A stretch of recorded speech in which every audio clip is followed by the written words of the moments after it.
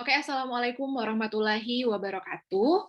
Jadi kali ini kita akan membahas terkait detail dari kompetisi nasional matematika dan ilmu pengetahuan alam atau yang sering kita sebut KN MIPA.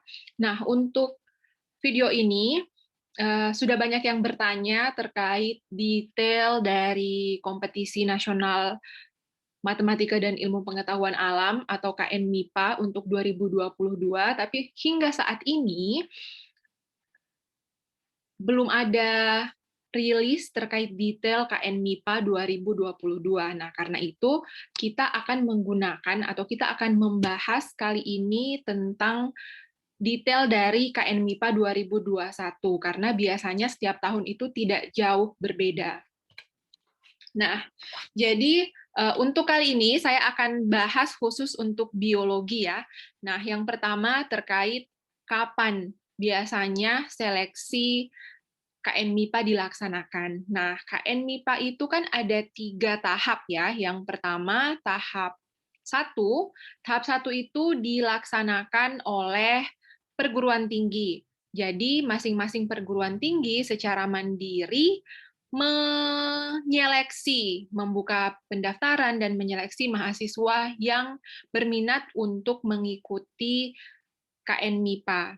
Nah, hasil dari seleksi tahap 1 yang dilakukan universitas biasanya akan menghasilkan para pemenang yang akan dikirim untuk mengikuti seleksi tahap 2.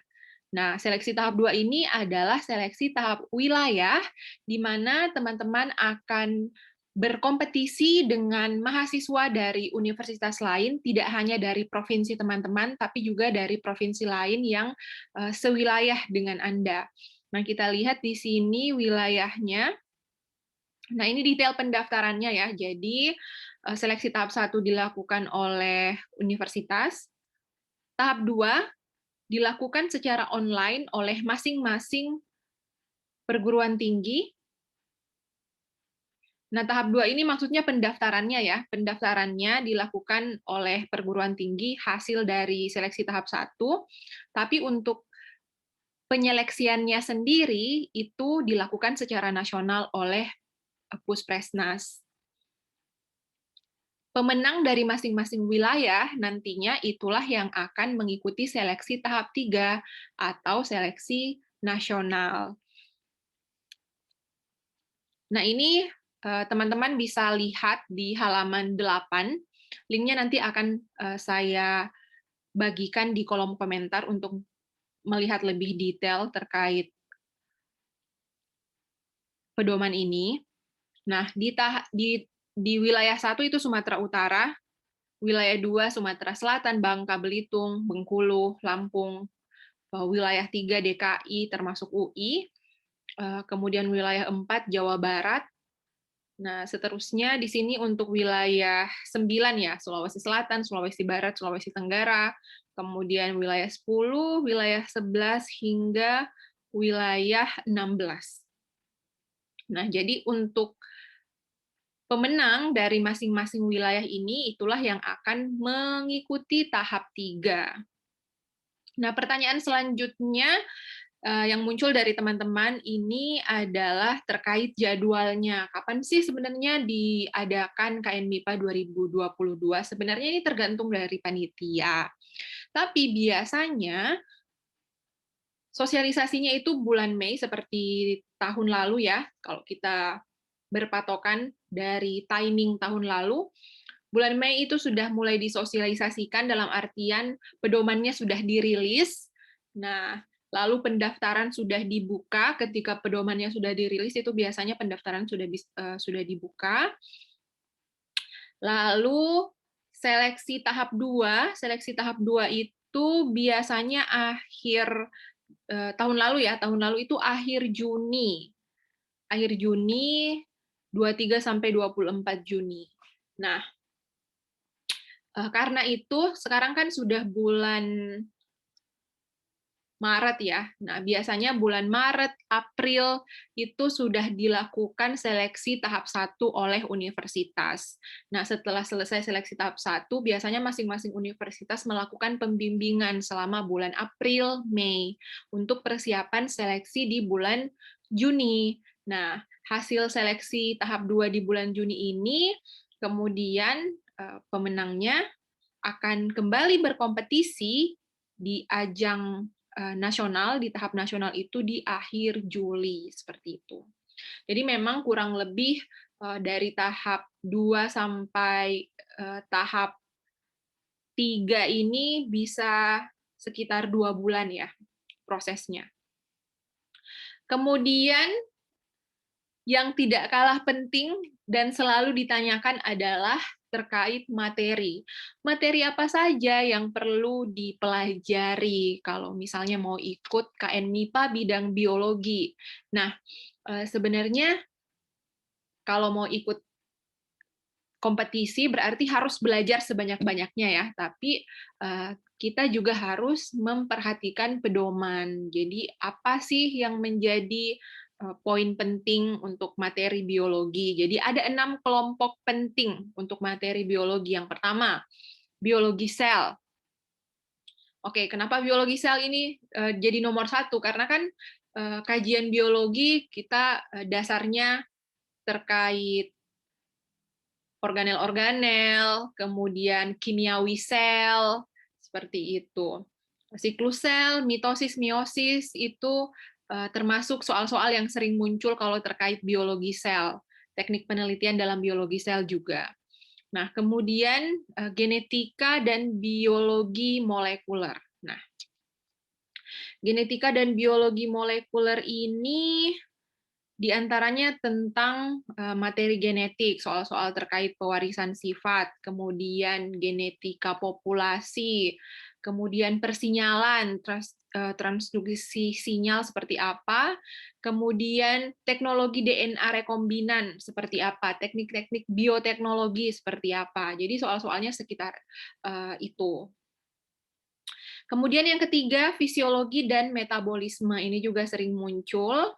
Nah, untuk fisiologi dan metabolisme penting, sangat penting untuk mengetahui fotosintesis, bagaimana proses fotosintesis, fotorespirasi, kemudian juga respirasi seluler, terkait nutrisi, tumbuhan, unsur hara, lalu terkait sistem saraf, ini pada hewan ya, kemudian sistem sirkulasi, sistem pencernaan, hormon, sistem ekskresi, dan bagaimana respon organisme terhadap lingkungan.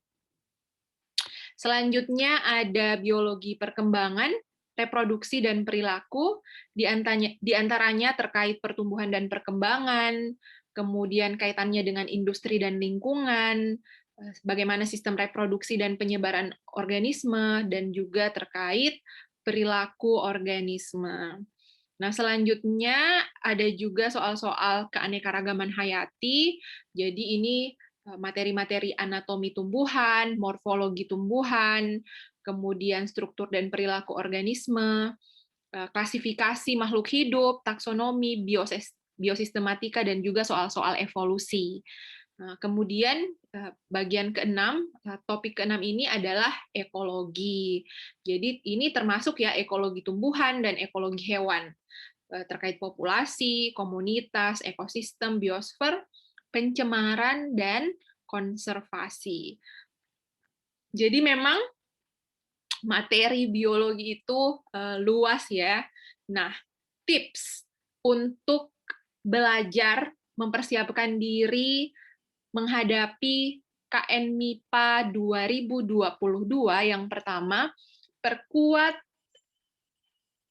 materi dasar. Nah, materi dasarnya ini bisa dipelajari di mana? Jadi, belajar materi dasar biologi itu adalah Campbell, jilid 1, 2, dan 3. Itu dasar. Jadi kalau misalnya teman-teman sudah menguasai Campbell jilid 1, 2, dan 3, insya Allah dasarnya itu sudah bagus ya. Nah, setelah dasarnya kuat, lalu kemudian ditambah lagi dengan mempelajari materi-materi perkuliahan. materi-materi perkuliahan yang Anda dapatkan di ruang kelas. Karena kalau misalnya teman-teman ingin ikut kompetisi biologi ini, umumnya mahasiswa biologi ya, apakah itu sains ataupun pendidikan biologi. Nah, di kelas, misalnya untuk mata kuliah ekologi, itu dipelajari kembali, diperkuat kembali materi-materi ekologi yang diperoleh di ruang kelas, dan juga di laboratorium, di praktikum, materi praktikumnya juga dipelajari, kemudian mata kuliah mikrobiologi, mata kuliah bioteknologi, silahkan diperkuat lagi. Setelah itu, setelah menguasai materi kuliah, lalu dipertajam lagi dengan latihan soal. Kenapa latihan soal? Karena semakin banyak Anda berlatih mengerjakan soal-soal Olimpiade, maka nanti akan semakin cekatan dalam menjawab soal, karena nanti tidak hanya ketepatan untuk menjawab ketika berkompetisi, tetapi juga tentang kecepatan. Seperti itu. Jadi harus berlatih menjawab soal sebanyak-banyaknya.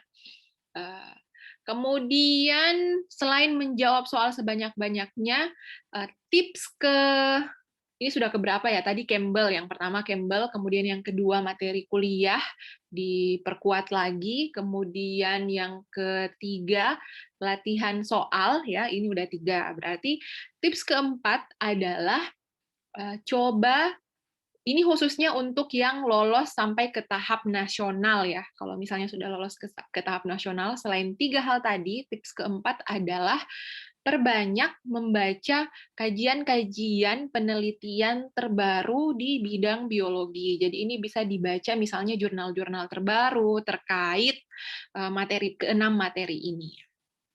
Seperti itu. Nah, caranya seperti apa? Bisa juga misalnya teman-teman berangkat dari soal. Misalnya ada topik-topik soal yang menurut kalian menarik, dan kalian boleh mencoba mencari artikel penelitian terkait topik-topik tersebut, topik-topik yang diangkat dari soal. Karena biasanya setiap tahun topik-topiknya itu tidak jauh berbeda.